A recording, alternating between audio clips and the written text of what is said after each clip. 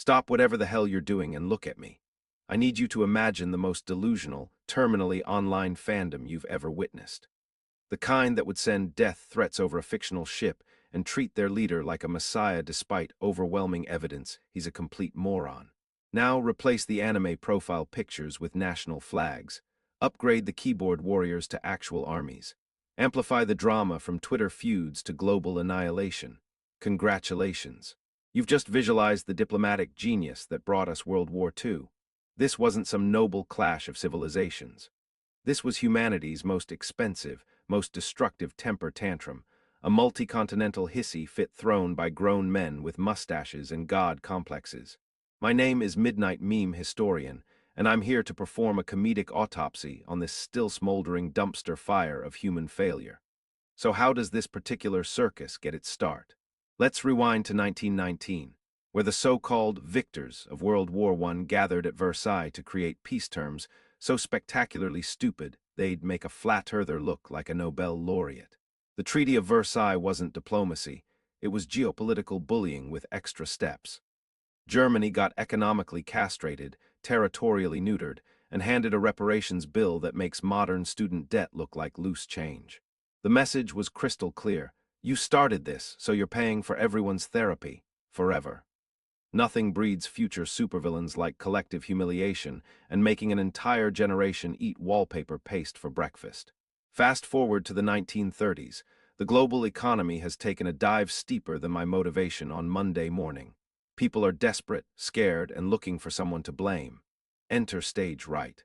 A failed art student with a weird mustache and the rhetorical style of a televangelist who just snorted crushed-up attention spans. Adolf Hitler didn't rise because he was brilliant. He rose because he was the world's most successful grifter. He looked at a nation of people feeling economically violated and told them exactly what their bruised egos wanted to hear. You're special, you're superior, and all your problems are because of them. Sound familiar? It's the same algorithm that powers modern outrage culture. Find an enemy, promise a return to some mythical golden age, and never let facts interrupt a good emotional payoff. The Nazi Party was less a political movement and more the world's deadliest cult, complete with matching outfits, secret handshakes, and a soundtrack they absolutely plagiarized. Meanwhile, the rest of Europe was watching this train wreck with the same energy as people rubbernecking a freeway accident. Britain and France, led by Neville, I brought peace for our time, Chamberlain, looked at a man who'd literally published his plans for continental domination and decided, I'm sure he's reasonable. If we just let him have Czechoslovakia, he'll definitely stop there. It was the diplomatic equivalent of giving your credit card to a meth addict and hoping they'll just buy groceries. While Europe was busy appeasing a monster, Japan was conducting its own imperialist speedrun in Asia. And Mussolini was trying so hard to be relevant, he basically became Hitler's hype man. The human equivalent of that one friend who always says, slay, at inappropriate moments. But the absolute chef's kiss of pre-war cynicism was the Molotov-Ribbentrop Pact. Stalin, the man who trusted nobody, looked at Hitler, the man who betrayed everybody, and said, this seems like a stable foundation for a partnership. It was like two scorpions agreeing not to sting each other while secretly sharpening their tails. They carved up Eastern Europe with the moral consideration of two frat boys splitting a pizza after midnight. The only thing missing was them pinky swearing not to backstab each other, which of course they were both already planning. So the stage was set, the clowns were in the car, the explosives were loaded, and humanity was about to learn the hard way that when you give emotionally stunted man-children control of armies, the results are suboptimal. But this was just the opening act. In our next chapter, we're diving deep into the Nazi psyche, a place where methamphetamine logic met cosmic-level incompetence. We're talking about a failed artist who thought invading Russia in winter was a solid business plan. Stay with me, because the absurdity is about to reach levels that would make a Dadaist artist blush. Now let's peel back the curtain on the Third Reich's operations manual, which reads like it was written by a coked-up philosophy major during a bad trip. Let's talk about Adolf Hitler, the human equivalent of a YouTube comment section given flesh, bone, and a suspiciously small mustache. This man failed art school twice. Let that sink in. He couldn't even convince people to pay for his landscapes, yet somehow convinced an entire nation to follow him into global war. It's the ultimate revenge fantasy for every rejected creative, but with more genocide and less personal growth. His leadership style: picture the most unhinged Twitch streamer you've ever seen, then replace the gaming chair with continental Europe and the energy drinks with methamphetamine cocktails. His personal physician, Dr. Morrill, was essentially a drug dealer with a medical license, pumping the fura full of over 800 injections of everything from oxycodone to testosterone derivatives over 4 years. The man was running Germany in a permanent state of chemically induced psychosis. He wasn't strategizing, he was tweaking harder than a crypto bro watching the market crash. And let's address the elephant in the room: the German people. The comfortable myth that they were all terrified hostages doesn't survive contact with reality. You don't systematically exterminate 6 million people with just a handful of guys in leather coats. It takes accountants tracking train schedules, engineers designing efficient ovens, factory workers who saw the smoke and asked no questions. This was a society-wide moral collapse, a collective decision to click like on the most evil content imaginable. They bought into Lebensraum, the original disruptor mentality, but with panzer divisions instead of venture capital. The logic was essentially, look at all this lovely Polish farmland being wasted on Poles. We could really optimize this space. It was colonialism with better graphic design and worse outcomes. Now for the part your high school history teacher definitely skipped: the Nazi economy was the world's most violent pyramid scheme. Germany spent the equivalent of $4.85 trillion 2025 on a war they funded by looting their neighbors. Their entire economic model was rob Peter to pay Paul, then kill Peter and take his house. They were printing money so fast the presses probably overheated, building an empire on stolen art, plundered resources, and slave labor. It was the ultimate fake-it-till-you-make-it strategy, except the making it part involved setting Europe on fire. Their military doctrine: all flash, no substance. Sure, the Blitzkrieg looked cool in propaganda reels, like a military TikTok trend that actually worked for 5 minutes. But then came Operation Barbarossa, where Hitler decided to invade a country famous for destroying invading armies. In winter, he expected to conquer the Soviet Union in 10 weeks, less time than it takes most software companies to fix a minor bug. He didn't even bother telling Mussolini until after the invasion started. The geopolitical equivalent of texting your friend, "Lol, so I started a land war in Asia," after you've already crossed the border with 3 million troops. The standard German infantry division in 1939 was armed to the teeth: 442 machine guns, 135 mortars, 72 anti-tank guns. They were equipped like they were preparing to fight Godzilla's angrier cousin. And their brilliant leader's strategy: just attack, bro.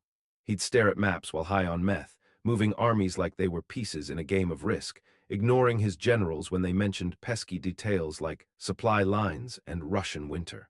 Which brings us to Stalingrad, the moment the Nazi hype train not only derailed but exploded, then fell into a frozen river, then got hit by artillery fire for good measure. German rations dropped to 1,000 calories a day, less than what your average influencer eats for breakfast. Meanwhile, the average Soviet soldier's lifespan was 24 hours. You'd be shipped to the front, handed a rifle, maybe, and statistically be dead before you could learn your bunkmate's name. This wasn't warfare, it was a meat grinder operated by competing psychopaths. The Nazi high command was a nest of backstabbing sycophants competing for the affection of a drug-addled narcissist. Goering with his stolen art and custom uniforms looking like a drag queen at a fascist pride parade. Himmler with his occult nonsense and death camps, the original goth kid who took things way too far. It was a circus where the clowns had PhDs in atrocity. So when you see some edgelord online unironically praising Nazi efficiency, remember the reality. They were incompetent, backstabbing, drug-fueled maniacs who built a house of cards on a foundation of hatred and stolen loot. Their entire empire collapsed faster than a crypto exchange during a bank run. But wait, you think that's bad? You haven't met Uncle Joe yet. In our next chapter, we're heading east to meet Joseph Stalin, the man who proved that paranoia isn't a mental illness, it's a management style. If you thought the Nazis were bad at logistics, wait until you see the Soviet supply chain. It's like the Nazi one, but with more vodka and even less concern for human life. But before we continue, I want to hear from you. What's the most delusional modern leader you've seen who reminds you of this circus? Drop your answers in the comments. Let's see who can find the most depressing parallel between 1940s man-children and today's political theater. Okay, we just escaped the Nazi meth den, and now we're heading east to the land where the workers supposedly own the means of production. But really, the means of production own the workers' souls. Let me introduce you to Joseph Stalin, the human embodiment of that paranoid manager who thinks everyone's trying to steal his stapler. If Hitler was the edgy teenager screaming into his blog, Stalin was the middle-aged bureaucrat who turned workplace toxicity into a governing philosophy. Before the war even started, Uncle Joe decided his military had too much. What's the word? Competence. Can't have that. So in the late 1930s, he launched the Great Purge, not just a personnel change, but the corporate restructuring from the ninth circle of hell. He executed roughly 90% of his generals and 80% of his colonels. Imagine if Amazon fired all its engineers right before Prime Day, then wondered why the website crashed. That was Stalin's military strategy. So when Operation Barbarossa hit, the Red Army was being led by terrified junior officers who'd been promoted because everyone above them had been turned into fertilizer. The result: 4.5 million Soviet casualties by December 1941, almost their entire pre-war army gone in less time than it takes to get through a Netflix series. This wasn't a military defeat. It was a controlled demolition by a leader who valued loyalty over basic competence. But let's rewind to that beautiful moment of cynical genius, the Molotov-Ribbentrop Pact. Stalin, the man who built his career on hating fascists, looked at Hitler, the guy who wrote the book on killing communists, and said, "You know what? Let's be besties." They signed a non-aggression pact and secretly agreed to carve up Eastern Europe like two mob bosses splitting territory. It was the most spectacular, the enemy of my enemy is my, oh wait, he's still my enemy moment in history. Stalin thought he was playing 4D chess. What he actually got was a front-row seat to the fact that you can't out-backstab a professional backstabber. When 3 million German troops poured across the border, Stalin reportedly had a meltdown and hid in his dacha for over a week. The man was so shocked that a known traitor had betrayed him, he needed a vacation to process it. Now let's talk about the elephant in the gulag, Lend-Lease. Soviet historians would have you believe the Red Army single-handedly defeated the Nazis through sheer communist willpower. Sure, if by single-handedly, you mean with $11 billion, that's $194 billion in 2025 money, of American equipment. The United States shipped over 400,000 jeeps, 14,000 aircraft, and enough spam to give an entire generation of Soviets trust issues with canned meat. Did you know American spam became a luxury item on the Eastern Front? The Red Army was literally powered by capitalist canned meat and Studebaker trucks. The iconic image of Soviet soldiers charging into Berlin. Many got there in American trucks, wearing American boots, eating American rations. It's the ultimate historical plot twist. The triumph of communism was bankrolled by capitalism. The irony is so thick you could cut it with a Kremlin-issued sickle. But let's talk about the human cost, because that's where the Soviet victory becomes a grotesque monument to one man's ego. Stalin's strategy was essentially to throw bodies at the problem until the problem went away. The siege of Leningrad lasted 900 days. 630,000 of the city's 2.9 million residents starved to death. That's 22% of the population eating wallpaper paste and leather belts while Stalin was in Moscow, probably more concerned with whether his portraits were hanging straight. And the average Soviet soldier. They were treated as expendable resources. The NKVD had blocking detachments whose job was to shoot any of their own soldiers who retreated. Your choices were: die from the Germans in front of you, or die from your own government behind you. It's the ultimate hostile work environment with actual hostages. The Soviet Union spent $192 billion on the war, but the real cost was 27 million citizens. Let that number hang in the air. That's not a victory, that's a demographic catastrophe. It's a testament not to the strength of the system, but to the sheer, stubborn will of the Soviet people to survive a nightmare orchestrated by their own leader. So the next time someone romanticizes the noble Soviet war effort, remember the full picture. A paranoid tyrant who crippled his own army, made a deal with the devil, then saved his regime with capitalist help and an ocean of his own people's blood. There are no heroes here, only survivors and the men who betrayed them. But wait, you think that's cynical? you haven't met the good guys yet. In our next chapter, we're crossing the Atlantic to see how the arsenal of democracy also became the arsenal of let's make a buck. We're talking American corporations doing business with the Nazis, the mind-blowing scale of U.S. production, and the fact that 93% of Americans wanted nothing to do with this war initially. It's about to get seriously awkward, so hit that subscribe button because you won't want to miss us tearing down another comfortable myth. And while you're at it, tell me in the comments, who do you think was the more cynical leader, Stalin or Hitler? Let the debate begin. But keep it civil, or my mods will break out the digital gulag. We've roasted the Nazi meth heads and Soviet psychopaths. Now let's talk about the good guys, the allies, those plucky underdogs who stood up to tyranny, except reality is significantly messier than your high school textbook suggested. Let's start with the United States, the arsenal of democracy.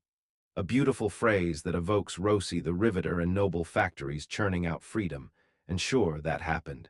But let's also talk about the arsenal of profit, because while Europe burned, American corporations were happily selling matches to both sides. In the 1930s, as Hitler was blatantly rearming Germany in violation of every treaty, guess who was helping? American industrial giants. Standard Oil kept the Nazi war machine fueled. General Motors' German subsidiary, Opel, built trucks for the Wehrmacht. IBM's punch card technology proved incredibly efficient for organizing things.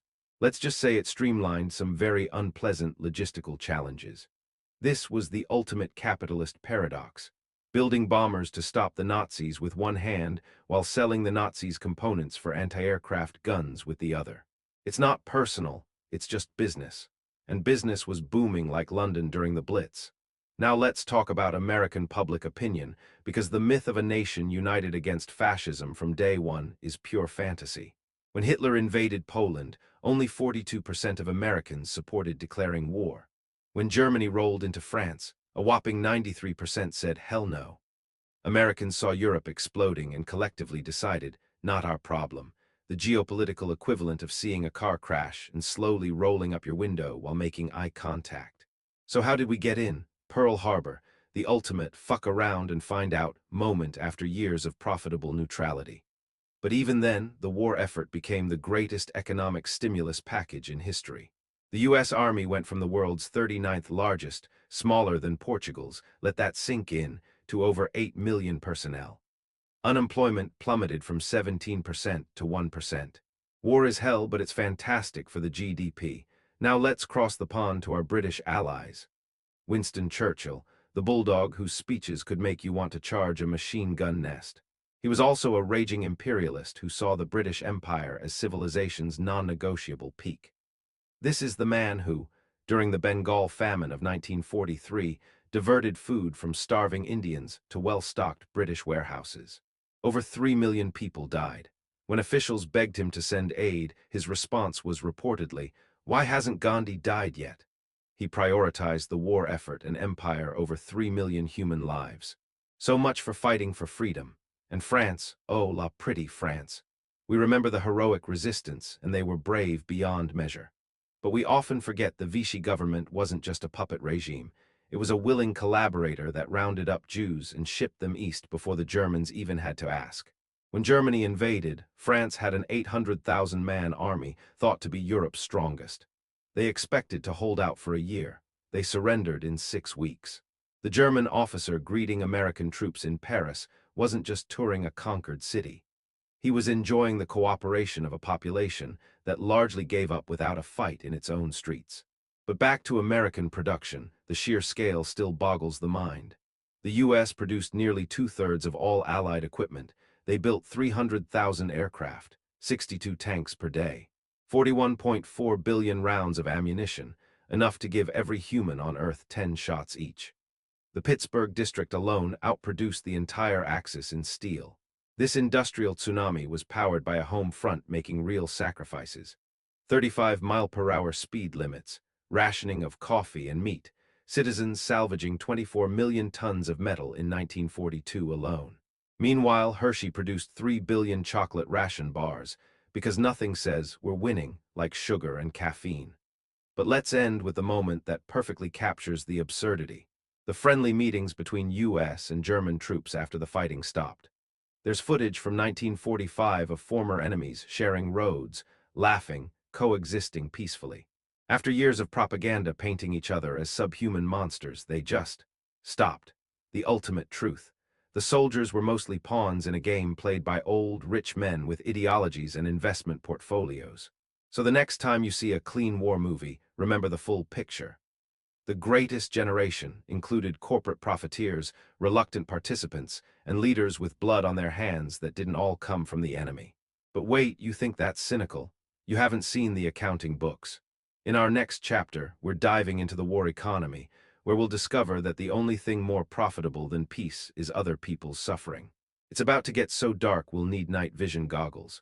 And before we continue, what's the most shocking, inconvenient truth you've learned about the Allies, the corporate collaborations, the colonial crimes, the public apathy? Drop it in the comments. Let's see who can find the most depressing parallel between then and now. We've roasted the politicians. Now let's follow the money, because in war, the only universal language isn't love, it's profit. Let's start with the number that should make you physically ill. The combined spend was over $1 trillion. Let me translate that for your 2025 brain. That's 17.9 trillion. Enough to give every person on Earth their own private island and still have cash left over to bail out a few crypto bros. And what did humanity get for this investment? A continent in ruins and 75 million fresh graves. That's what we in the business call a catastrophic ROI. Now let's break down this global spending spree. The United States, fresh off the Great Depression, discovered the ultimate economic stimulus, manufacturing things that efficiently turn people into corpses.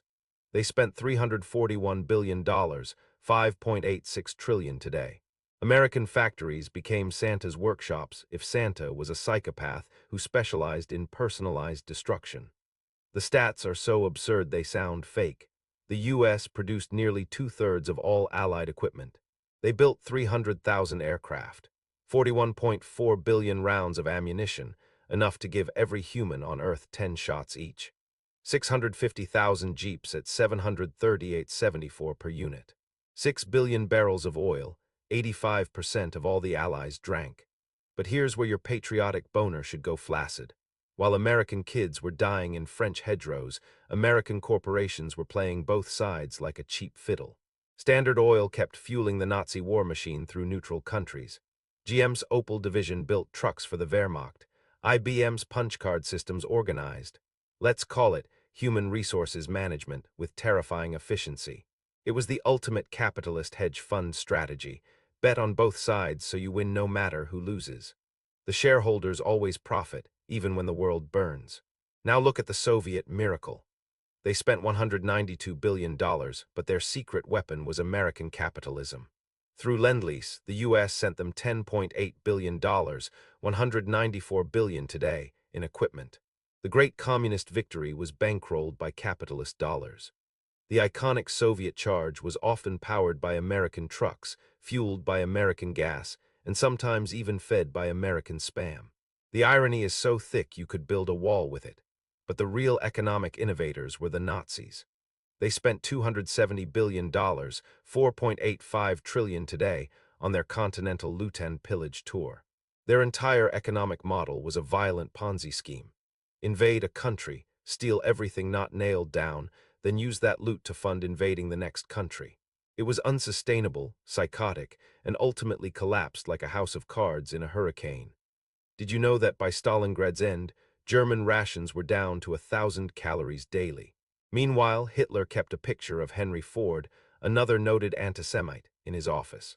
The man admired American industrial efficiency while his own troops were reduced to eating horses. The cognitive dissonance could power a small city. And let's not forget Britain spending $120 billion to preserve an empire that would crumble anyway. And France spending $15 billion for the privilege of being occupied for 4 years. But here's the most vomit-inducing part. The war created millionaires overnight. Industrialists who switched from cars to tanks saw their net worth explode faster than a Sherman hitting a landmine. Hershey produced 3 billion chocolate ration bars. Uniform manufacturers, bootmakers, cigarette companies, they all hit the jackpot. War isn't just hell, It's the world's most profitable business, with the added bonus that your customers have no choice but to buy your products. And the soldiers actually doing the dying. A U.S. private earned $50 a month. British privates got 2 shillings daily, about 54 cents. Meanwhile, the industrialists back home were making more money than they could launder. The disparity would be hilarious if it wasn't so tragically human. This brings us to the uncomfortable truth. The military-industrial complex isn't a bug, it's the featured product. World War II proved that nothing stimulates an economy like organized violence. It created the blueprint we still follow today. Manufacture fear, justify insane spending, and make sure the profits flow to the right offshore accounts. Sound familiar? The same companies that built tanks then are building drones now. The same rhetoric that justified unlimited spending then funds trillion-dollar defense budgets today. The players have new logos, but the game remains identical. Follow the money, and you'll understand why peace is terrible for business. But wait, you think the economic absurdity ends here. In our next chapter, we're diving into the actual battlefield, where logic took a permanent vacation and reality checked into a mental institution. We're talking Japanese paper balloons attacking Oregon, Nazi space mirrors, and the fact that more U.S. airmen died in training than in combat. It's about to get so absurd you'll question whether humanity deserves to continue. Make sure you're subscribed because you won't believe what comes next. And before you go, what's the most cynical modern money-making scheme that rivals this wartime profiteering? Pharma bros, crypto scams, defense contractors. Tell me in the comments. Let's see who can find the most depressing parallel between then and now. All right, we've talked money, politics, and ideology. Now let's examine the battlefield, where common sense went to die and was never given a proper burial. Let's start with weapons that sound like they were designed by a committee of drunk uncles after a 3-day bender. The Nazis, not content with regular war crimes, were developing a sun gun. I swear to God I'm not making this up. A theoretical orbital mirror that would concentrate sunlight to burn cities.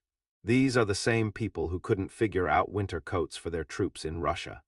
They were planning space lasers while their soldiers were freezing to death eating horse meat. The ambition-to-competence ratio would be hilarious if it wasn't so tragic. Then you have Japan's Fugo balloon bombs, 9,000 paper balloons carrying incendiaries across the Pacific via jet stream. About 300 actually reached North America, killing 6 civilians in Oregon, the only mainland American deaths from enemy action. Imagine working on the Manhattan Project, developing the most destructive weapon in human history, while also worrying about paper balloons from the other side of the planet. It's like bringing a nuclear bomb to a water balloon fight. But the absurdity wasn't just in the weapons, it was in the day-to-day surrealism of soldier life. The average American GI was issued 12 cigarettes daily. The Army distributed 350 billion cigarettes during the war. That's not a supply chain, that's a coordinated public health crisis with better logistics. About half of all soldiers smoked. They were given nicotine like it was standard equipment, right alongside their helmet and rifle.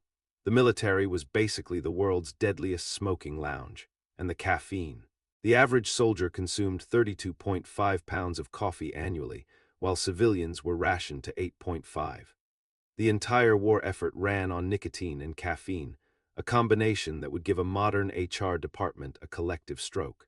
Let's talk statistical insanity. The U.S. built more planes in 1944 than Japan did from 1939 to 1945. The Pittsburgh District outproduced the entire Axis in steel. This wasn't a war, it was an industrial curb-stomping disguised as a military conflict. But for all that production, the ground-level reality was pure surrealism. There's that famous footage from 1945. An American soldier extends his hand at Torgau, and the Soviet soldier just stares at it like it's an alien artifact. It's the perfect metaphor for the entire alliance. 2 completely different worlds colliding, united only by their shared desire to stop the guy who was even worse. Then you have German POWs in Indiana being paid 80 cents daily to can food. We put actual Nazis to work in our food supply chain. What could possibly go wrong? It's the most American solution imaginable. Even our prisoners participate in the gig economy. The average paratrooper jumped with 70 pounds of gear, 105 with his parachute. They were dropping these kids so weighed down they probably hit the ground like sacks of wet cement. And the Sherman tank got 1.4 miles per gallon. It wasn't a tank, it was a rolling gas station robbery. But perhaps the most brutal statistic, over 80% of all casualties occurred on the Eastern Front. The average Soviet soldier at Stalingrad lived 24 hours. Meanwhile, the US suffered 26,000 casualties taking Iwo Jima, a speck of volcanic rock. The disparity in suffering is almost incomprehensible. This was a war where military logic took a permanent vacation. Hitler didn't tell Mussolini about invading Russia until after it started. The US and Canada had invasion plans for each other. The standard German division had 442 machine guns, while Allied units were barely upgraded from World War I. It was a global competition in how creative can we be with human suffering. And through it all, the grinding boredom punctuated by sheer, pant-sweating terror. Soldiers waiting for orders, cleaning weapons, writing letters home, then watching friends disintegrate into pink mist. It's psychological whiplash no human was designed to endure.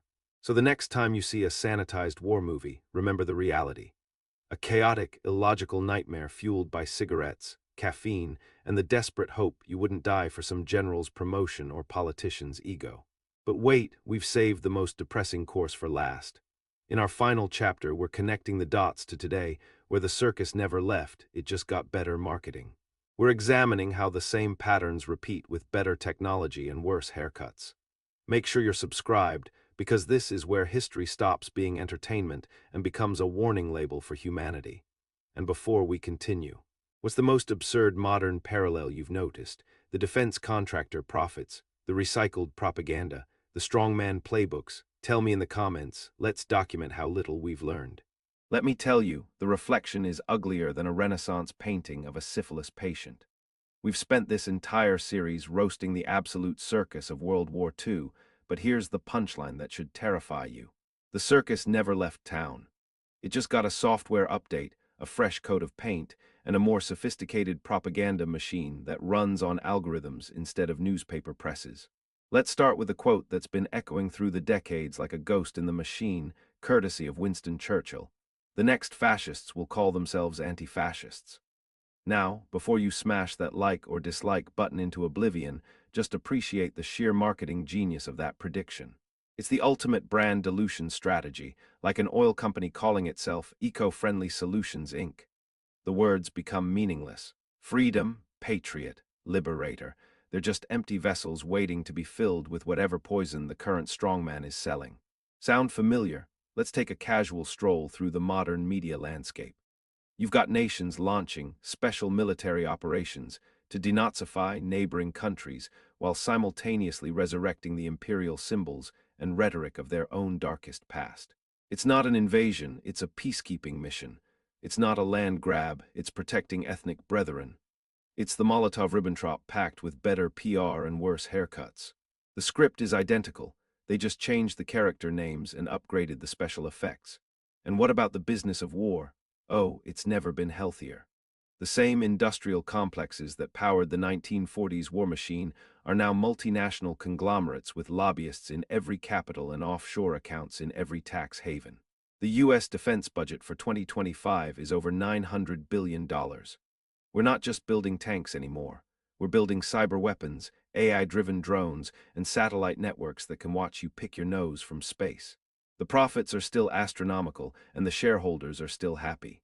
The only thing that's changed is the stock ticker symbol. Remember how we talked about American corporations doing business with the Nazis? Let's update that to the 21st century. Tech companies selling surveillance software to dictatorships.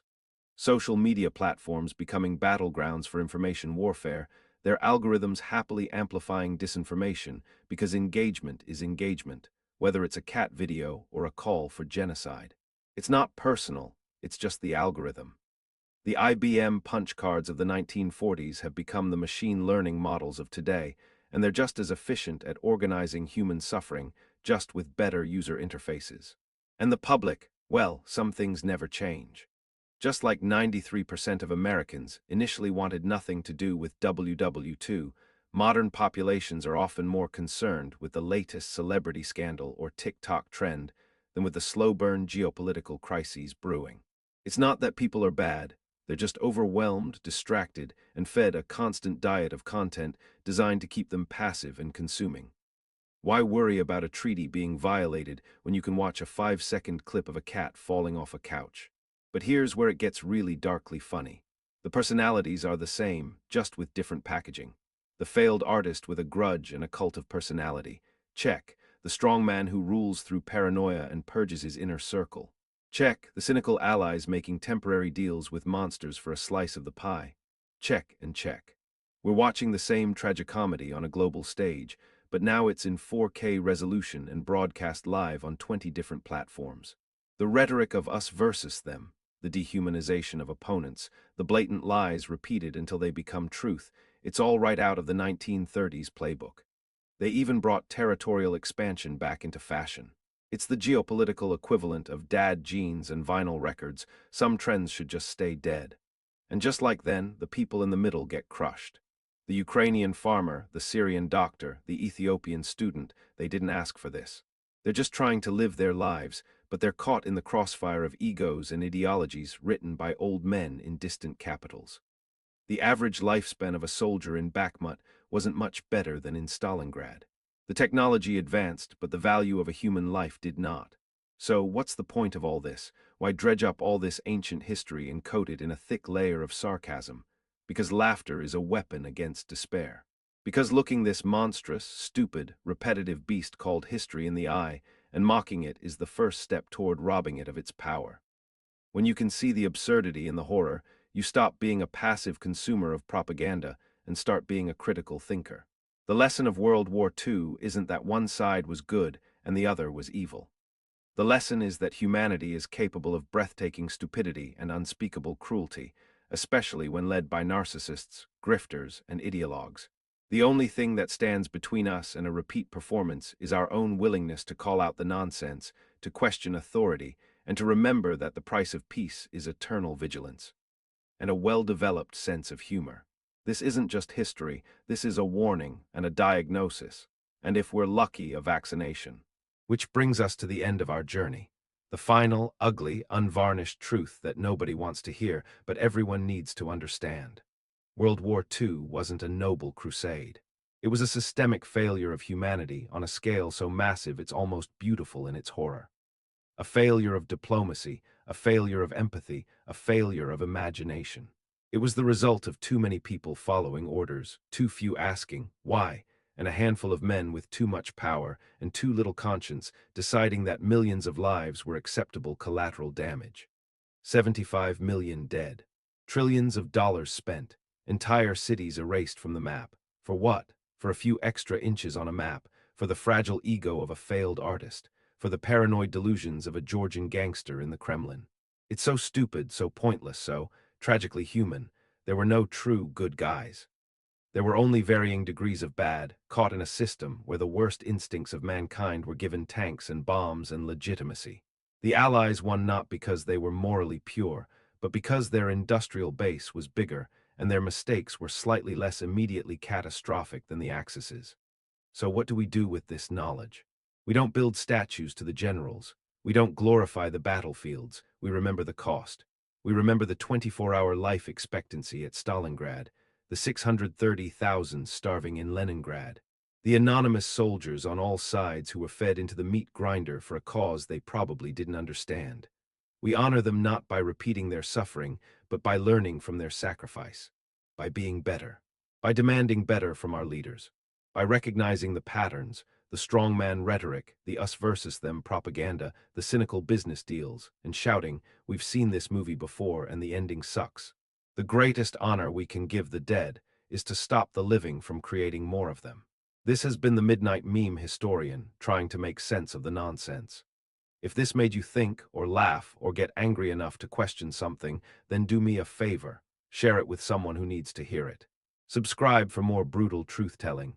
And most importantly, stay skeptical, question everything. Especially the people who are certain they have all the answers, because history doesn't repeat itself, but it sure loves a good remix. And I'll be here in the dark corner of the internet, providing the sarcastic liner notes for humanity's greatest hits. Stay awake, stay angry, and for the love of God, stay skeptical.